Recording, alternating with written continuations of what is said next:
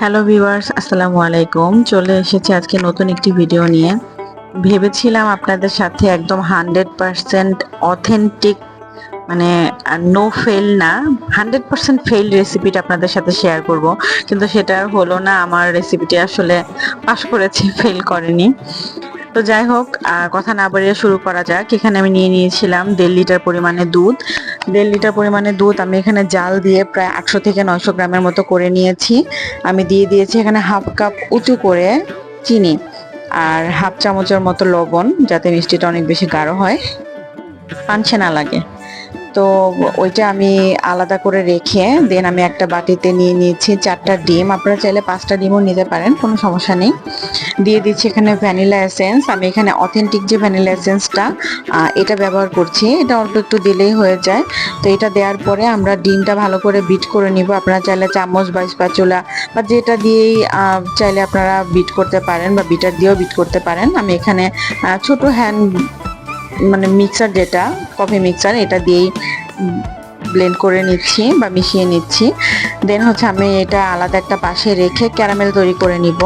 তো যেই প্যানে হচ্ছে আমরা পুডিংটা রেডি করব, সেই প্যানে হচ্ছে এখানে দিয়ে দিচ্ছি 1/3 কাপ চিনি। কেউ যদি ক্যারামেল একটু কম খেতে চান, সেক্ষেত্রে আরও কমও দিতে পারেন, 1/5 যেটা, বা অথবা 1/4 এটাও দিতে পারেন, বা 2 চামচ পরিমাণ দিয়েও আপনারা ক্যারামেল তৈরি করে নিতে পারেন।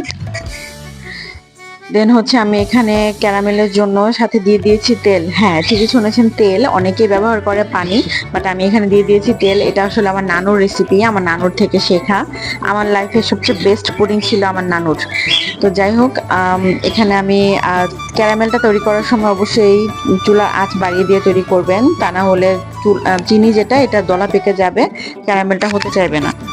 তো এরকম ভাবে যখন চিনিটা আস্তে আস্তে লাল হয়ে আসবে, ওই পর্যায়ে চুলাটা বন্ধ করে আমরা সাইডে রেখে দিব, কারণ ক্যারামেলের যে হিটটা, এটা অনেক বেশি থাকে, এটা আস্তে আস্তে আরো লাল হবে। এরপর আমরা আগে থেকে রেডি করে রাখা যে ডিমটা, এই ডিমের মধ্যে যে দুধটা আমরা ঢেলে দিব ছাঁকনি দিয়ে, কারণ দুধটা এমন অবস্থায় ঢালবেন না যাতে গরমও থাকে অনেক বেশি, আবার বেশি ঠান্ডা হয়ে যায়। একটা আঙ্গুল ডুবালে যেন 10-15 সেকেন্ডের মতো ডুবিয়ে রাখতে পারেন, এরকম অবস্থায় দুধটা ঢেলে দিবেন। ঢেলে নিয়ে ডিমের সাথে ভালোভাবে মিক্স করে নেবেন।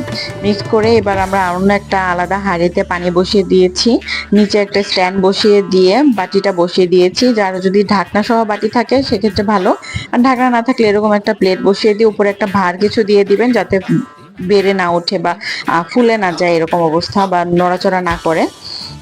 এরপর প্রায় আধা ঘন্টা 40 মিনিটের মতো হয়ে গেলে, মানে এরকম ঢাকনা যখন দিবেন, ঢাকনার কোনো বাতাস যেন বাইরে বের হওয়া যাবে না, একটা টিস্যু দিয়ে ঢাকনার ছিদ্রটা বন্ধ করে দিবেন। এরপর একটা কাঠি দিয়ে ভালোভাবে চেক করে নেবেন। চেক করে নিলেই দেখবেন যে পুডিংটা সেট হয়ে গিয়েছে। এরপরে এটা বাইরে ঠান্ডা করে এরপরে ফ্রিজে রেখে দিবেন 2 ঘন্টার মতো। 2 ঘন্টা পর যখন পুডিংটা সেট হয়ে যাবে, তখনই এটা অন্য একটা প্লেটে বা কোনো কিছুতে ঢেলে নেবেন। এটা খাওয়ার জন্য আলহামদুলিল্লাহ রেডি।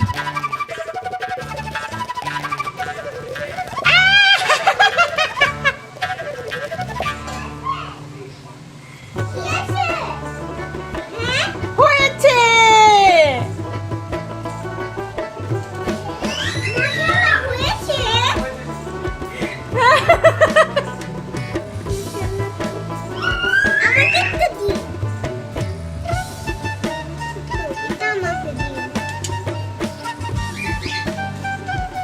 তো এই ছিল আমার হাতের পুডিং এর 100% পাস রেসিপি। আসলে আমি ভেবেছিলাম আপনাদের সাথে ফেল রেসিপিটাই আমি শেয়ার করব, কিন্তু সেটা আর হয়নি। আমার পুডিং টেনে টুনে পাস করেছে, আলহামদুলিল্লাহ। তো সবাই বাসায় পুডিং এভাবে ট্রাই করবেন। পুডিং যদি রেসিপিটি ভালো লেগে থাকে, তাহলে লাইক, কমেন্ট এবং শেয়ার করে পাশে থাকবেন। পেজটি অবশ্যই ফলো দিয়ে রাখবেন। তো ধন্যবাদ সবাইকে। আসসালামু আলাইকুম।